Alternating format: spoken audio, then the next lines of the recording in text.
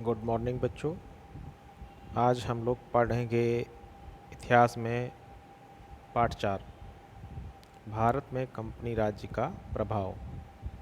अभी तक हम लोगों ने 3 पाठ पढ़ लिए हैं और तीनों पाठों के प्रश्नोत्तर आप लोगों ने अपनी फेयर कॉपी में लिख लिए होंगे और उनको याद करना आरंभ कर दिया होगा, क्योंकि अभी मैं प्रथम 5 पाठ इतिहास में पढ़ाऊँगा, 5 पाठ उसके बाद भूगोल में पढ़ाऊँगा, उसके बाद नागरिक शास्त्र पढ़ाऊँगा। तो ये चौथा पाठ आज मैं पढ़ाने जा रहा हूँ। 3 पाठ आप लोगों ने फेयर कॉपी में कर लिए होंगे और चौथा पाठ आज पढ़ने के बाद हम आपको प्रश्न उत्तर भेजेंगे, जो आप लोग उनको अपनी फेयर कॉपी में नोट कर लेंगे।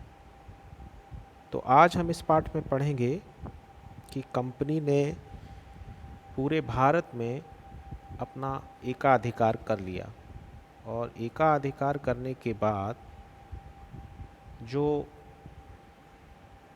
उनकी शासन करने का जो ढंग था, जो भारत के साधनों का जो उसने दोहन किया और उसके बाद भारत के लोगों पर क्या प्रभाव पड़ा, इसके बारे में हम अध्ययन करेंगे। तो सबसे पहले हम बात करेंगे कि 1757 से लेके जो प्लासी का युद्ध हुआ था 1757 में बंगाल में, वहाँ से लेके और 1857 लगभग, जो 1857 की जब क्रांति हुई थी, तो इन 100 वर्षों में क्या हुआ, इसके बारे में हम इस पाठ में अध्ययन करेंगे। तो हम स्टार्ट करते हैं सबसे पहले कि बंगाल में कंपनी ने दोहरी शासन व्यवस्था लागू कर दी। दोहरी शासन व्यवस्था का अर्थ ये था कि जो बंगाल के शासक थे, उनको बंगाल में राज्य की सारी जिम्मेदारी, सारा दायित्व दे दिया गया कि जो भी राज्य में विकास होगा, जो भी कानून व्यवस्था होगी, सब कुछ आप लोगों को देखना है, लोगों का ध्यान रखना है। लेकिन कंपनी ने कर वसूलने का पूरा एकाधिकार अपने पास ले लिया, यानी कि सारी जिम्मेदारी किसकी हो गई? बंगाल के शासकों की। और सारा धन जो है एकत्र करने का अधिकार किसके पास हो गया? कंपनी के पास। इसी को हम लोग दोहरी शासन व्यवस्था कहते हैं। इस प्रकार बंगाल में एक बार जब अकाल पड़ा तो वहाँ के लोगों की दुर्दशा पूरे विश्व में देखी गई और इसकी गूंज जो है ब्रिटिश संसद में भी सुनने को मिली। लोगों ने, वहाँ के लोगों ने इसका क्वेश्चन उठाया कंपनी के शासन करने के तरीके पर। और कंपनी में जो अधिकारी आते थे वो बड़े अमीर हो जाते थे, तो कंपनी में बहुत सारा भ्रष्टाचार भी बढ़ गया था। इन्हीं सब बातों से बचने के लिए ब्रिटिश सरकार ने भारत में शासन करने के सिस्टम को बदलने का प्रयास किया और भारत में छोटे छोटे प्रयासों द्वारा नए नए नियम बनाए। सबसे पहले जो 1773 ईस्वी में जो नियम बनाया, जिसको हम लोग इतिहास में रेगुलेटिंग एक्ट के नाम से जानते हैं, इस नियम के अंतर्गत कंपनी ने भारत में शासन करने का नियंत्रण कुछ हद तक कंपनी के हाथ से अपने हाथ में लेना आरंभ कर दिया। इसमें सबसे पहला काम किया कि कंपनी के राजनीतिक, व्यापारिक और असैनिक, सैनिक सभी तथ्य ब्रिटिश संसद के सामने रखने का प्रस्ताव कर दिया। कंपनी के अधिकारी किस तरह से वहाँ पर जो उनकी संपत्ति है वो उसका ब्यौरा मांगा जाने लगा। इस एक्ट के अंतर्गत कंपनी के जितनी भी कंपनी का क्षेत्र भारत में था जहाँ ये लोग व्यापार करते थे, उस पर एक गवर्नर जनरल की नियुक्ति कर दी। और सबसे इम्पोर्टेंट बात यहाँ पे आपको देखने को मिलेगी कि भारत में एक सर्वोच्च न्यायालय की नियुक्ति की गई, यानी कि भारत में एक सुप्रीम कोर्ट बनाने का प्रस्ताव आ गया। उसके कुछ समय के बाद 1784 में आता है पिट्स इंडिया एक्ट, यानी कि जितने भी हम ये जो एक्ट पढ़ रहे हैं, रेगुलेटिंग एक्ट या पिट्स इंडिया एक्ट, इसका मतलब आप लोग ऐसे समझें कि कंपनी के शासन करने के तरीके में जब आपत्ति हुई तो उसको सुधारने के लिए कदम दर कदम नए नए प्रयास किए गए, उन्हीं को हम लोग रेगुलेटिंग एक्ट या पिट्स इंडिया एक्ट के नाम से जानते हैं। तो 1773 में आया, उसके बाद फिर मांग होने लगी, तो 1784 में फिर एक दूसरा एक्ट आ गया जिसको हम लोग पिट्स इंडिया एक्ट के नाम से जानते हैं। इसमें भी कुछ नियम बनाए गए, जिसमें इसमें क्या बनाया गया कि जो नियंत्रण था, इसमें एक परिषद बना दी गई, यानी भारत में जो कार्य करने की जितनी कंपनी का जो प्रशासनिक, राजनीतिक, सैनिक, असैनिक सारा था, उसमें एक बोर्ड ऑफ कंट्रोल बना दिया गया। इसमें ब्रिटिश सरकार के हाथ में काफ़ी जो अधिकार चले गए और कंपनी केवल व्यापार करने तक सीमित रह गई। इसमें एक गवर्नर जनरल बनाया गया, जो कि बंगाल के गवर्नर जनरल के बजाय पूरे भारत में जितना भी कंपनी का क्षेत्र है उसका गवर्नर जनरल माना गया। इन सब प्रयासों के बाद भी बहुत सारे छोटे छोटे बदलाव किए गए, जिनको हम लोग एक चार्टर एक्ट के नाम से जानते हैं। जैसे कि 1773 का चार्टर एक्ट, इसमें क्या हुआ था, इसमें गवर्नरों को यह अधिकार दे दिया गया कि वे जो परिषद बनाई गई थी उसको बदल सकते हैं और अपने हिसाब से वहाँ पर सरकारों के ऊपर नियंत्रण स्थापित कर सकते हैं। तो ये छोटे छोटे जो बदलाव थे, ये कंपनी के वहाँ पे भारत में जो कार्य करने का सिस्टम था उसको सुधारने के लिए था। जैसे चार्टर एक्ट 1813, इसमें कुछ सुधार किए गए। जो कंपनी चाय का व्यापार भारत से करती थी उसको छोड़कर बाकी सारा अधिकार ब्रिटिश गवर्नमेंट ने अपने हाथ में ले लिया, अधिकारी नियुक्त करने लगे। उसके बाद चार्टर एक्ट 1833 आया, इसमें चाय का अधिकार भी कंपनी के हाथ से चला गया। अब कंपनी का काम केवल भारत में प्रशासन देखना ही रह गया, यानी कि वहाँ कानून व्यवस्था देखो आप, और व्यापार का जो भी होगा वो हम जो ब्रिटिश गवर्नमेंट है, जो ब्रिटिश सरकार है, जो कि इंग्लैंड में बैठी थी, भारत और इंग्लैंड के बीच काफ़ी दूरी थी, लेकिन वहाँ से शासन चला रही थी। उसके बाद सबसे लास्ट में आता है चार्टर एक्ट 1853।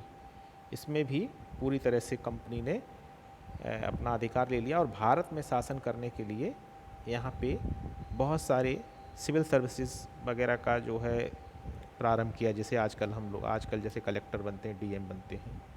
तो वो जो कंपनी ने बहुत सारे चार्टर एक्ट के आधार पर व्यवस्था लागू की। आजकल भी देखो भारत में क्या होता है कि ज़िले का जो सबसे बड़ा अधिकारी होता है, जिसे हम लोग पहले कलेक्टर कहते थे, आज डीएम कहते हैं, जिला अधिकारी।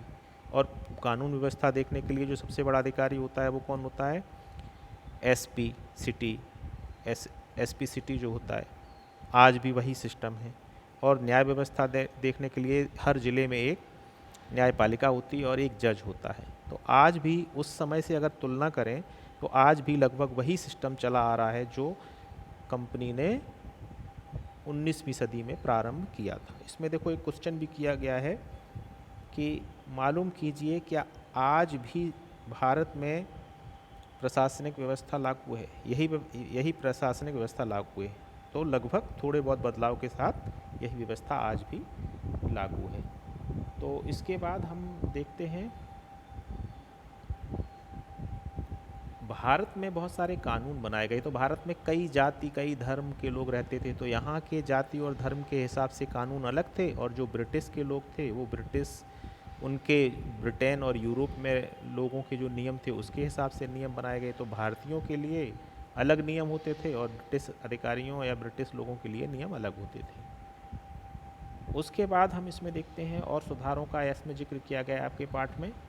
उच्च प्रशासनिक अधिकारियों का प्रशिक्षण, जो भारत में शासन करने के लिए बड़े अधिकारियों की आवश्यकता हुई तो उन्होंने बड़े बड़े पदों पर भारत में ही एक महाविद्यालय, यानी कोर्ट 1801 में फोर्ट विलियम कॉलेज की स्थापना कलकत्ता में की। उसके बाद भारत में बहुत सारे ऐसे कार्य हुए जो आज तक उसको एक बहुत बड़ा मील का पत्थर माना जाता है उस समय में। जैसे कि सर विलियम जोन्स ने एशियाटिक सोसाइटी की स्थापना की थी।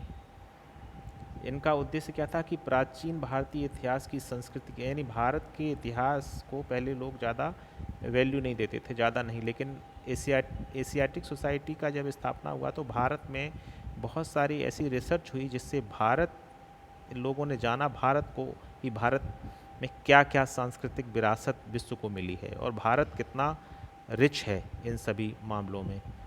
और राजा राम मोहन राय ने बहुत सारे सुधार किए थे और ब्रिटिश गवर्नमेंट को एक लेटर लिखा था। इस लेटर का जिक्र देखिए यहाँ पे है, आप लोग इसको ध्यान से पढ़िएगा। इसमें साफ साफ उन्होंने कहा है कि भारत में अंग्रेजी शिक्षा की आवश्यकता है और यहाँ पे ऐसी शिक्षा की आवश्यकता है जो कि लोग यहाँ पे अपने समाज के लिए काम आए, ना कि एक किसी पर्टिकुलर चीज़ के लिए। तो लॉर्ड मैकाले ने अंग्रेजी माध्यम से भारत में शिक्षा का आरंभ किया। उसके बाद बहुत सारा यहाँ पे भूमि सुधार आंदोलन भी हुए, भूमि सुधार अंग्रेज़ों ने किया। तो भूमि सुधार में 3 मुख्य थे। इनमें से अंग्रेज़ों ने क्या किया, स्थायी बंदोबस्त लागू किया, जिसे हम लोग आजकल जमींदारी व्यवस्था के नाम से जानते हैं, जिसको भारत में समाप्त कर दिया गया है। इसमें क्या होता था कि ये अवध क्षेत्र में और पश्चिमी उत्तर प्रदेश और इस सारे इलाके में जो है इसको लागू किया गया था। इसमें जमींदार ज़मीन का राजस्व अंग्रेज़ों के पास जमा करता था और लोकल अपने गांव से खुद वसूलता था। तो ये जो एक सिस्टम था। दूसरा था रैयतवारी। ये रैयत होती थी, यानी जो काश्तकार होता था वो इसमें कर वसूलता था लोगों से और अंग्रेज़ों के पास जमा कर देता था। इसमें 30 वर्ष का अनुबंध होता था, 30 वर्ष तक वो मालिक हो जाता था ज़मीन का। और तीसरा था महलवारी। महलवारी उत्तर प्रदेश में लागू था, हम लोग जैसा जहाँ रहते हैं। यहाँ कई गाँवों के संगठन को मिलाने पर महाल कहते हैं, महाल।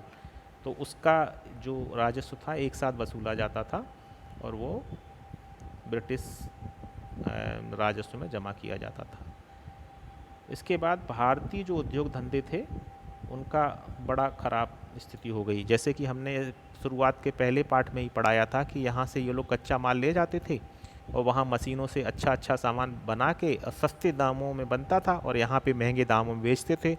जो उसकी क्वालिटी होती थी वो भी बहुत अच्छी होती थी। तो इसलिए भारतीय उद्योग उनसे मुकाबला नहीं कर पाया और भारतीय जो कारीगर थे उनकी स्थिति बड़ी ख़राब हो गई। देखो इसमें एक चित्र छपा है। इस चित्र में देखो दिखाया गया है कि जो एक इस चित्र में ये दिखाया गया है कि अंग्रेज़ों ने कैसे भारत में राजस्व वसूलने के लिए किस तरह से, जैसे कठपुतली का खेल होता है ना, तो इसमें जो क्राउन से ये दिखाया गया ये ब्रिटिश गवर्नमेंट है और ये जो दिखाए गए हैं ये जमींदार हैं और ये छोटे छोटे दिखाए गए हैं ये रैयत हैं। तो भारत की जो भूमि व्यवस्था थी उसके बारे में ये चित्र छपा है। आप इस चित्र को देखकर ही समझ जाएंगे कि किस तरह से जो गरीब आदमी मेहनत करके पैसा कमा के यहाँ जमा करता था और जो जमींदार थे वो अपने आराम से केवल एक मीडिएटर थे और वो अंग्रेज़ों के पास पैसा जमा करते थे और बहुत सारा धन अपने पास रख लेते थे और उनको कोई मेहनत नहीं करनी पड़ती थी। तो ये चित्र ही अपने आप में आप लोग देखें ध्यान से और उसको समझने का प्रयास करें। बहुत ही एक चित्र बहुत कुछ मैसेज दे रहा है। तो इस प्रकार जो है हमने देखा कि ये पार्ट में क्या क्या इन लोगों ने चेंज किए ब्रिटिश गवर्नमेंट ने, और इन्हीं के इसी में जो है ये क्वेश्चन आंसर हैं, इनको हम आपको सॉल्व करके भेजेंगे। तो ये पार्ट आपका समाप्त होता है। इसको आप लोग ध्यान से समझ लें और इसको सारे क्वेश्चन आंसर को नोट कर लें। Thank you.